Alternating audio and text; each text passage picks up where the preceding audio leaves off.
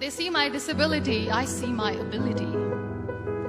They call me disabled, I call myself differently abled. There are some incidents that happen in your life. Those incidents break you, deform you, but they mold you into the best version of you. And the same thing happened to me. I was 18 years old when I got married. My father wanted me to get married. And all I said was, if that makes you happy, I'll say yes. And of course, it was never a happy marriage.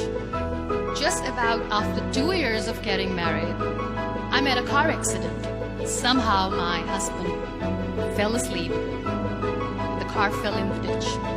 He managed to jump out, saved himself. I'm happy for him. But I stayed inside the car and I sustained a lot of injuries. The list is a bit long, don't get scared. The wrist was fractured. Shoulder bone and collarbone were fractured. My whole rib cage got fractured. And because of the rib cage injury, lungs and liver were badly injured. I couldn't breathe. I lost urinary bowel control. That's why I have to wear the bag wherever I go. 3 vertebrae of my backbone were completely crushed, and I got paralyzed for the rest of my life. I finally ended up in a hospital where I stayed for 2.5 months. I underwent multiple surgeries. One day, doctor came to me and he said, well, I heard that you wanted to be an artist, but you ended up being a housewife. I have a bad news for you. You won't be able to paint again because your wrist and your arm are so deformed, you won't be able to hold a pen again. Next day, doctor came to me and said, your spine injury is so bad, you won't be able to walk again. Because of your spine injury and the fixation that you have in your back, you won't be able to give birth to a child again. That day, I was devastated.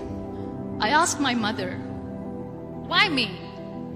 And that is where I started to question my existence. Why am I even alive? And that is where I realized that the words have the power to heal the soul. My mother said to me, this too shall pass. God has a greater plan for you. I don't know what it is, but He surely has. And in all that distress and grief, somehow or the other, those words were so magical that they kept me going. One day I asked my brothers, I know I have a deformed hand, but I'm tired of looking at these white walls in the hospital and wearing these white scrubs. I'm getting tired of this. I want to add more colors to my life. I want to do something. Bring me some colors, bring me some small canvas. I want to paint. So the very first painting I made was on my deathbed, where I painted for the very first time. It was not just an art piece or just my passion. It was my therapy. And then I was discharged and I went back home. And I went back home and I realized that I have developed a lot of pressure ulcers on my back and on my hip bone. I was unable to sit. There were a lot of infections in my body, a lot of allergies. So doctors wanted me to lie down on the bed straight for not 6 months, for not 1 year, for 2 years. I was bedridden, confined in that one room, looking outside the window, listening to the birds chirping, and thinking maybe there will be a time when we'll be going out with the family and enjoying the nature. That was the time where I realized how lucky people are.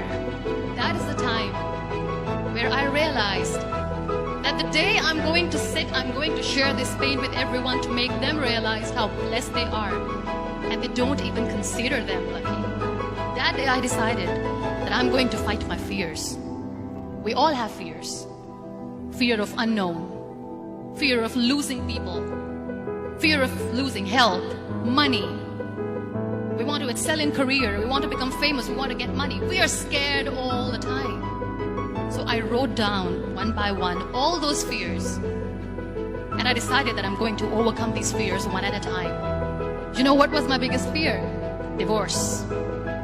I was trying to cling on to this person who didn't want me anymore, but I said no. I have to make it work.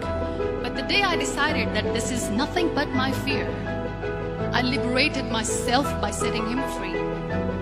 And I made myself emotionally so strong that the day I got the news that he's getting married, I sent him a text that I'm so happy for you and I wish you all the best. And he knows that I pray for him today. Number 2 was, I won't be able to be a mother again. And that was quite devastating for me. But then I realized there are so many children in the world, all they want is acceptance. So there is no point of crying, just go and adopt one. And that's what I did. People think that they will not be accepted by the people because we, in the world of perfect people, are imperfect. So I decided that instead of starting an NGO for disability awareness, which I know will not help anyone, I started to appear more in public. I started to paint. I decided that I'm going to join the national TV of Pakistan as an anchor person. And I've been doing a lot of shows for the last 3 years. I became the National Goodwill Ambassador for UN Women Pakistan, and now I speak for the rights of women, children. We talk about inclusion, diversity, gender equality, which is a must. Every time I go in public, I always smile. It's always a big toothy smile on my face, and people ask me, don't you get tired of smiling all the time? What's the secret? I always say one thing, that I have stopped worrying about the things that I have lost, the people that I have lost. Things and people who were meant to be with me are with me. And sometimes, somebody's absence makes you a better person. Cherish their absence. It's always a blessing in disguise. Live your life fully. Accept yourself the way you are. Be kind to yourself. Be kind to yourself. I'll repeat, be kind to yourself, and only then you can be kind to others. Love yourself and spread that love. Life will be hard. There will be turmoils. There will be trials, but that will only make you stronger. So when you accept yourself the way you are, the world recognizes you. It all starts from within.